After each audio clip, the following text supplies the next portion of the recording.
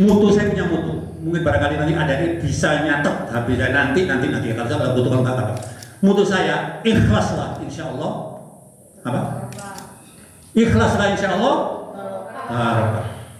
Jadi apapun yang kalian lakukan dengan ikhlas. Termasuk hari ini saya yakin panitia nggak akan dibayar itu. Tapi dia melakukan dengan ikhlas. SMS dengan saya macam-macam. Insya Allah hidupnya akan barokah. Ini yang saya lakukan adik-adik. Saya pengembang biogas di Pajajaran. Dulu di sini ceritanya. Dulu di sini orang itu suka motong kayu, ya, untuk kayu bakar dulu, ya. Sedangkan begitu kalau sudah kayu dipotong terus hujan, langsung airnya hilang. Dulu begitu. Akhirnya terus terang adik-adik sekalian, saya bermimpi karena saya lama hidup di koperasi, saya kepingin gimana cara meningkatkan kesejahteraan anggota. Selain dapat susunya, gimana kalau kotorannya bisa dimanfaatkan untuk biogas. Sudah pernah dengar? Pertama kali saya lakukan dengan ikhlas. Walaupun saya dicaci maki, ngalor gitu, sampai kakak saya sendiri ngomong dibayar piro konhar, kok motor teman bangun biogas? Karena orang motong kali saya kepingin sumber air jadi besar. Karena kalau sudah punya biogas, orang sudah nggak motong kayu lagi karena biogas untuk masak, untuk lampu dan lain sebagainya. Pertama kali di tahun 1980 hanya dua, yang satu hidup, yang satu tidak hidup. Saya terinspirasi oleh itu, akhirnya saya mulai mencari, karena orang niat baik itu Allah nantah, makanya niatilah segala sesuatu dengan baik.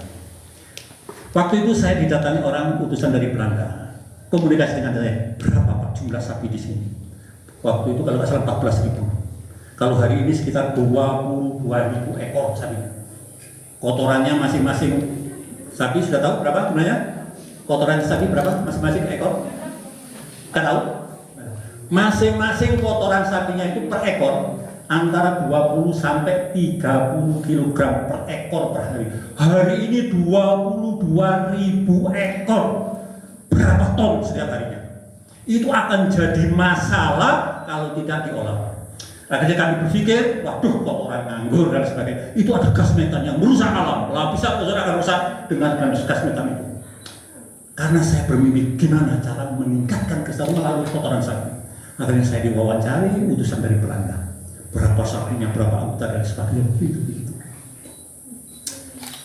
Akhirnya setelah ketahuan begitu, saya diundang ke Jakarta.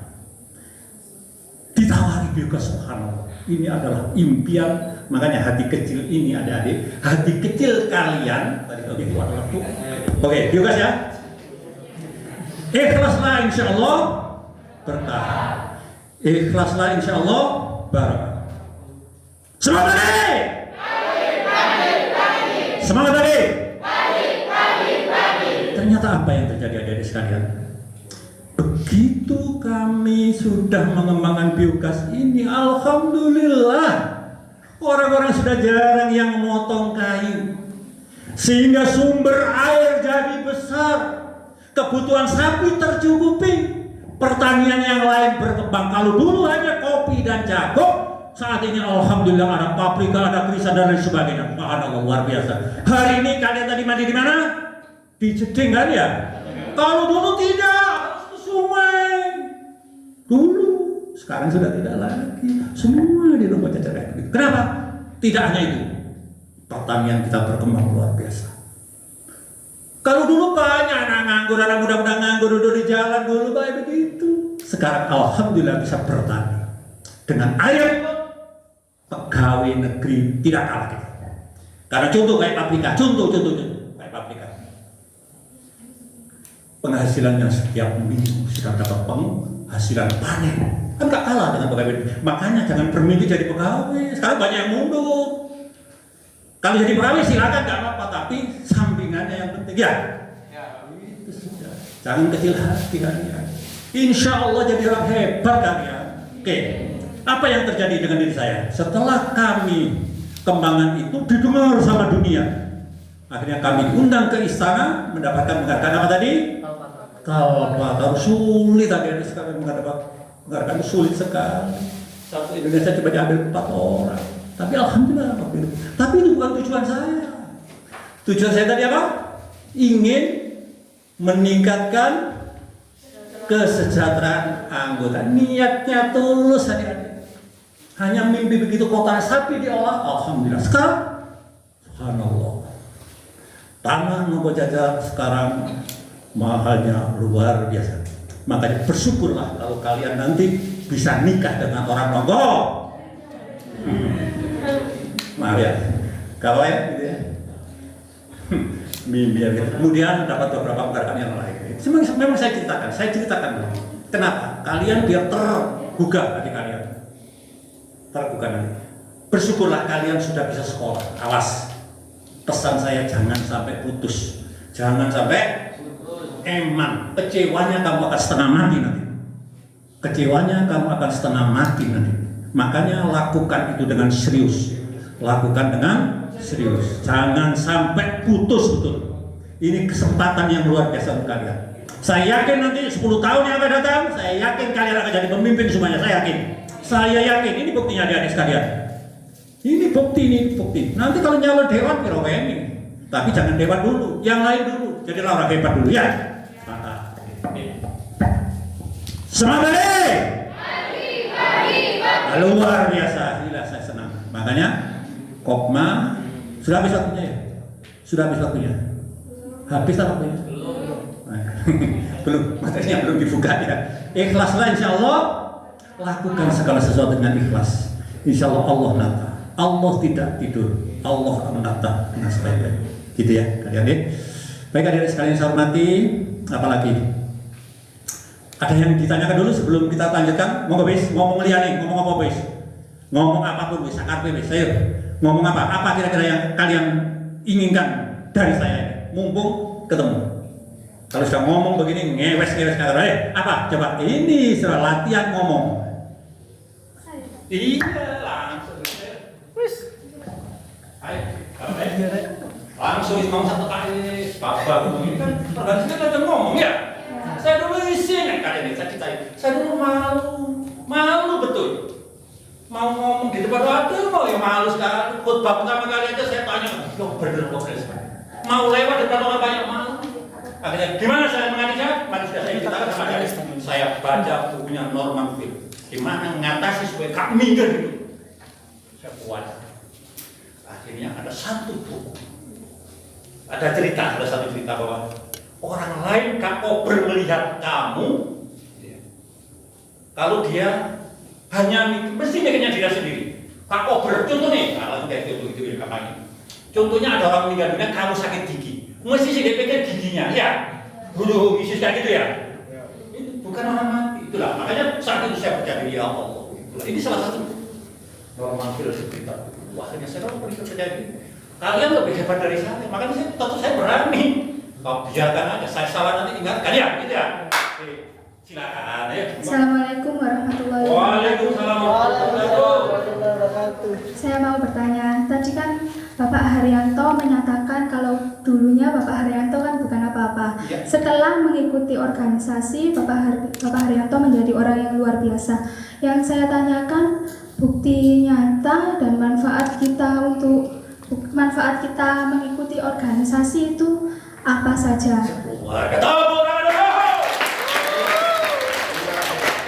Saya ditanya langsung merinding ya. Ini calon-calon pemimpin ini, makanya kalian harus makanya nanti jawabannya di materi ini nanti ya. Baik. Terima kasih Mbak, siapa namanya? Widya. Mudah-mudahan Mbak Widya suaminya ganteng dan kaya raya ya. Amin. Baik.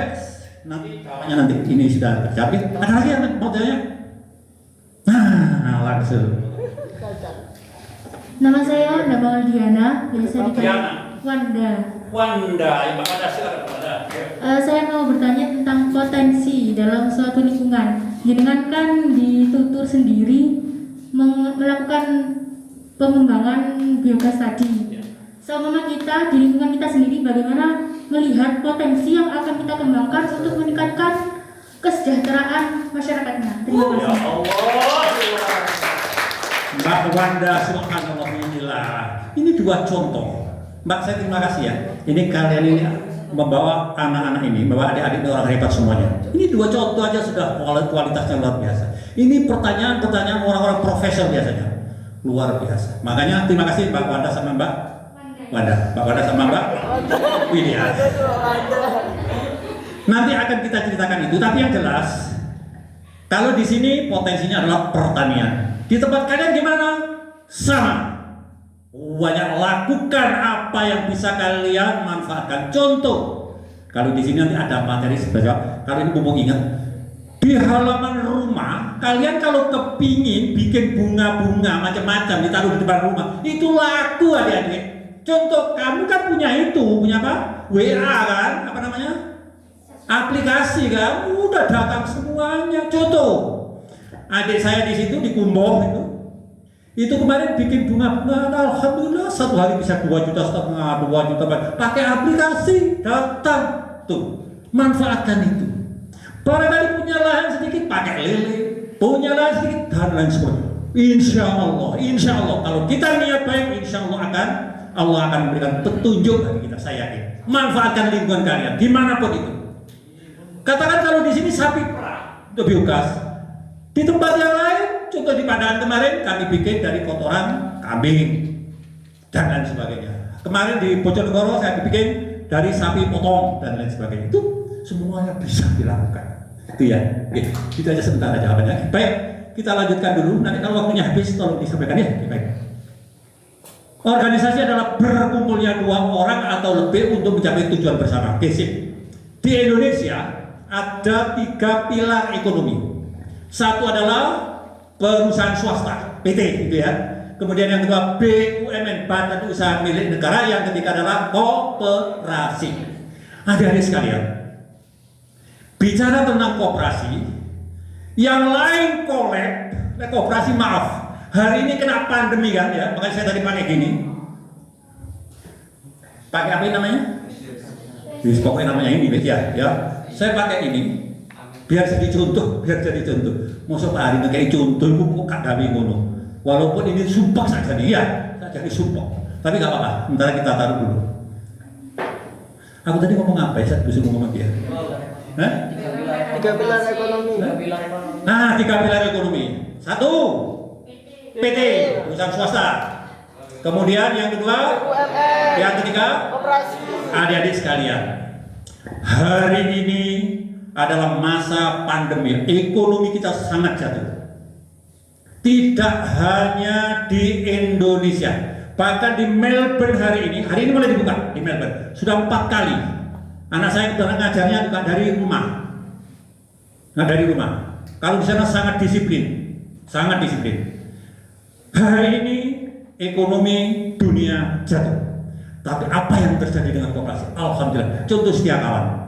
Hari ini susunya semakin laku keras, produksinya semakin meningkat. Apa artinya? Koperasi lebih kuat daripada yang lain. Contoh tahun 98, semuanya kolab, koperasi tetap meningkat. Ini yang luar, kekuatannya koperasi memang luar. Makanya Kopma ini adalah satu embrio yang kalian harus bangun dengan sebaik-baiknya. Saya yakin nanti dengan Anda masuk di koperasi, insya Allah hidup kalian akan dijamin oleh Allah. Tidak hanya kalian, suami kalian, istri kalian, anak-anak kalian akan dijamin oleh Allah. Kenapa? Tujuannya adalah ingin meningkatkan kesejahteraan anggota dan masyarakat. Ini ada sekarang, makanya mulia sekali kalian hidup di koperasi. Apa yang terjadi dengan diri saya? Saya hidup lebih banyak di koperasi. Ini buktinya manusianya. Semuanya dijamin. Kalau saya biayakan kuliah ke luar negeri saya nggak mampu, tapi Allah jamin semuanya. Wes, semua langsung dijamin. Subhanallah. Doa kami dikabulkan oleh Allah Subhanahu wa taala. Itu ada sekalian ya. Ngomongnya mendelik-mendelik apa ya? Nanti kalau udah bosan berkumpulnya 2 orang atau lebih untuk mencapai tujuan. Apa tujuan koperasi? Meningkatkan kesejahteraan. Jadi bukan mensejahterakan. Kalau mensejahterakan itu adalah kodratnya dari Allah. Kalau kita hanya meningkatkan kesejahteraan ini ya, makanya mulia sekali adik-adik sekalian. Kemudian terus coba dibacakan Mbak sampai pada baca ini. Mau baca operasi adalah ini adalah Undang-Undang Nomor 25 Tahun 92. Kaki apa? Oh, kaki. Oh, yang ada ini sih. Koperasi adalah badan usaha yang beranggotakan orang seorang atau badan hukum koperasi dengan melandaskan kegiatannya berdasarkan prinsip koperasi sekaligus sebagai gerak ekonomi rakyat yang berdasarkan atas asas kekeluargaan. Tepuk tangan dulu. Ini ada 3 poin kelihatannya tulisan ini. Koperasi yang beranggotakan orang seorang, berarti koperasi apa? Primer. Koperasi primer itu adalah koperasi yang anggotanya adalah orang seorang. Setuju ya? Itu koperasi. Banyak nanti kalau kalian jadi pengurus, jadi menteri koperasi, ya itu harus tahu semuanya itu. Saya yakin nanti kalian pasti ada yang jadi ke situ. Pasti ada.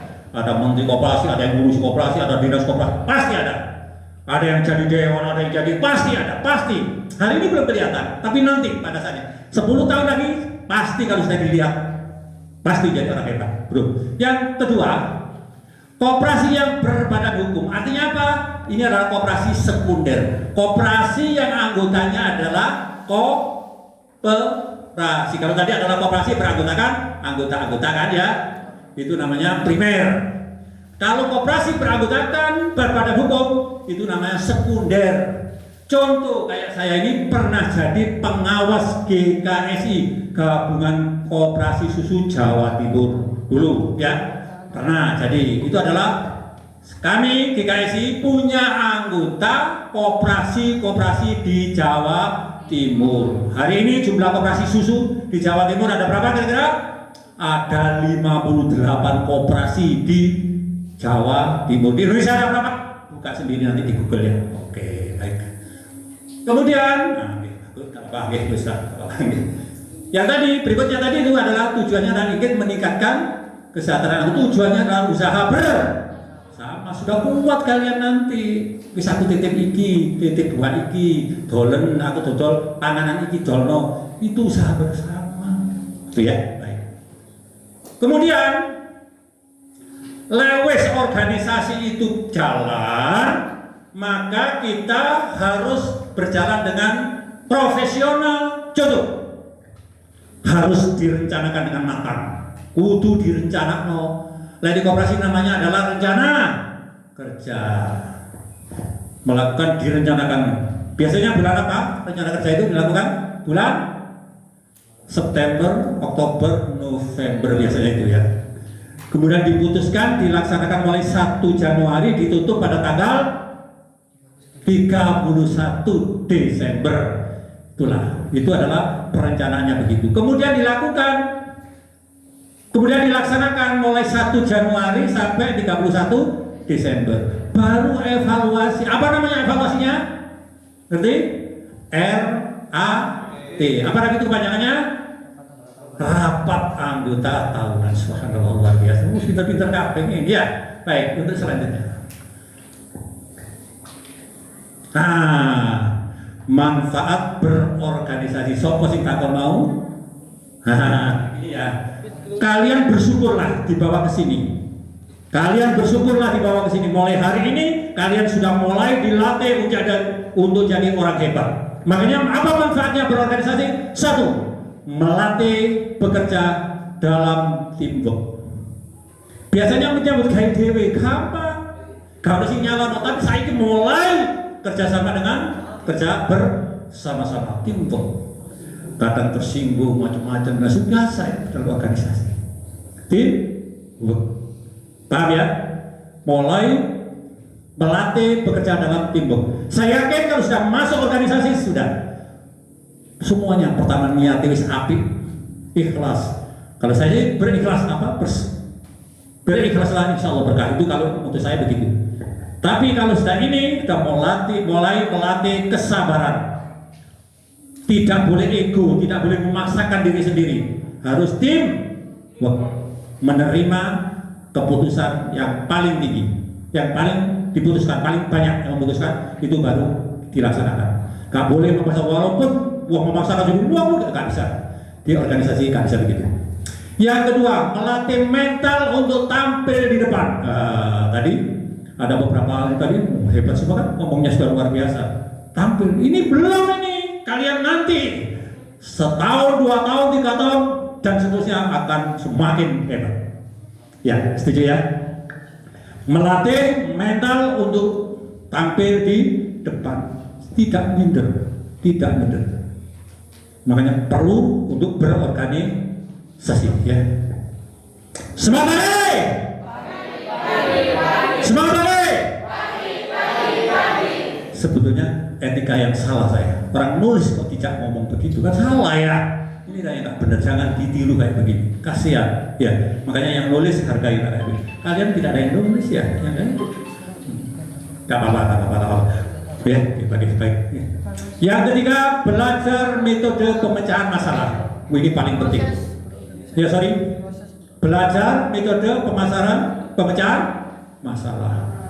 Belajar metode pemecahan masalah, ini penting ya. Itu kalau nggak salah ada tulisannya problem solving kalau nggak salah di sebelah sana ya. Ya. Oke. Sudah dengan berorganisasi udah. Saya dulu nggak bisa, adik-adik nggak bisa. Saya dulu nggak bisa apa-apa. Tapi begitu masuk organisasi, subhanallah, dilatih kayak gini, dilatih dengan kesabaran dan sebagainya. Udah. Kalau koperasi belum jalan, orang nggak mau dekat. Begitu maju rebutan ya nggak? Itulah koperasi. Awalnya udah nggak mau, jangan saya. Begitu maju, wah rebutan dan sebagainya. Yang berikutnya meningkatkan pengetahuan dan wawasan. Jelas dengan berkumpul kayak begini, meningkatkan apa tadi? Pengetahuan dan wawasan. Udah, salah satunya hari ini. Walaupun ini bermanfaat atau tidak saya ngomong ini, yang jelas kalian tahu gaya yang ngomongnya Pak Haji Ali kayak begitu dan lain sebagainya. Gitu ya. Berikutnya adalah networking atau bangun jaringan. Jelas dengan berorganisasi, contoh STA Kawan, wah sudah luar negeri dengan BUM, dengan di Belanda, dengan Denmark dan sebagainya, banyak, dengan perguruan tinggi, dengan macam-macam, baik dalam maupun luar negeri. Itulah manfaatnya berorganisasi. Berikutnya, meningkatkan soft skill. Apa itu? Kemampuan kita. Waduh, sudah pasti sudah dengan begini membaca. Yang selanjutnya, memupuk jiwa kepemimpinan. Kalian kalau sudah masuk di organisasi koperasi ini, sudah akan nonjol kepemimpinan kalian, akan kelihatan. Yang lain tidak bisa ngomong, kalian akan lantang, tapi dengan profesional. Ya betul nggak? Ngomong yang profesional. Oke, berikutnya baik. Adik-adik sekalian yang saya hormati, kalian hari ini sekolah sambil berorganisasi. Makanya itu harus ada keseimbangan.